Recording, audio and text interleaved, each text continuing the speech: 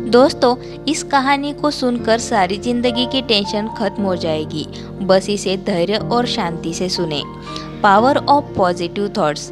एक व्यक्ति काफी दिनों से चिंतित चल रहा था, जिसके कारण वह काफी चिड़चिड़ा तथा तनाव में रहने लगा था।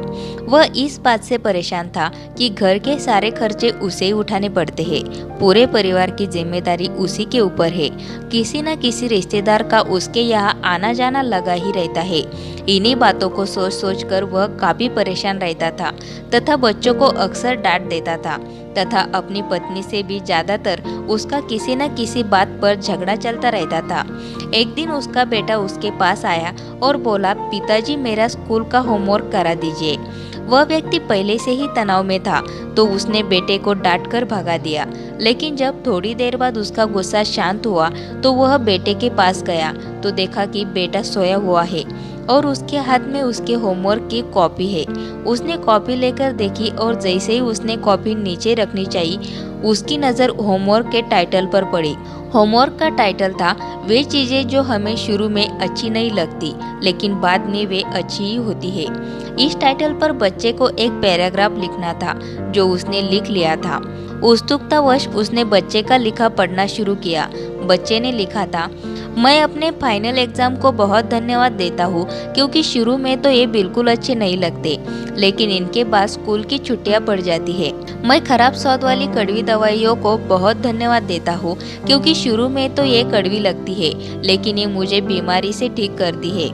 मैं सुबह सुबह जगाने वाली उस अलार्म घड़ी को बहुत धन्यवाद देता हूँ, जो मुझे हर सुबह बताती है कि मैं जीवित हूँ। मैं ईश्वर को भी बहुत धन्यवाद देता हूँ, जिसने मुझे इतने अच्छे पिता दिए हैं, क्योंकि उनकी डांट मुझे शुरू में तो बहुत बुरी लगती है, लेकिन वो मेरे लिए खिलौने लाते हैं, मुझे घुमाने ले जाते हैं और मुझे अच्छी अच्छी चीजें खिलाते हैं। और मुझे इस बात की खुशी है कि मेरे पास पिता है, क्योंकि मेरे दोस्त सोहन के तो पिता ही नहीं है। बच्चे का होमवर्क पढ़ने के बाद वह व्यक्ति जैसे अचानक नींद से जाग गया हो। उसकी सोच बदल सी गई। बच्चे की लिखी बातें उसके दिमाग में बार बार घूम रही थी, खासकर वह लास्ट वाली लाइन। उसकी नींद उड़ गई थी। फिर वह व्यक्ति थोड़ा शांत होकर बैठा और उसने अपनी परेशानियों के बारे में सोचना शुरू किया। मुझे घर के सारे खर्चे उठाने पड़ते हैं, इसका मतलब है कि मेरे पास घर है और ईश्वर की कृपा से मैं उन लोगों से बेहतर स्थिति में हूँ जिनके पास घर नहीं है। Power of positive thoughts. मुझे पूरे परिवार की जिम्मेदारी उठानी पड़ती है, इसका मतलब है कि मेरा परिवार है, बीवी बच्चे हैं और ईश्वर की कृपा से मैं उन लोगों से ज़्यादा खुश नसीब हूँ जिनके पास परिवार नहीं है और वो दुनिया में बिल्कुल अकेले हैं। मेरे यहाँ कोई ना कोई मित्र या रिश्तेदार आता जाता रहता है, इसका मतलब है कि मेरी एक सामाजिक हैसियत है और मेरे पास मेरे सुख दुख में साथ देने वाले लोग हैं। हे मेरे भगवान, तेरा बहुत बहुत शुक्रिया। मुझे माफ़ करना, मैं तेरी कृपा को पहचान नहीं पाया। Power of positive thoughts. इसके बाद उसकी सोच एकदम से बदल गई। उसकी सारी परेशानी, सारी चिंता एकदम से जैसे खत्म हो गई। वह एकदम से बदल सा गया। वह भागकर अपने बेटे के पास गया और सोते हुए बेटे को गोद में उठाकर उसके माथे को चूमने लगा और अपने बेटे को तथा ईश्वर को धन्यवाद देने लगा।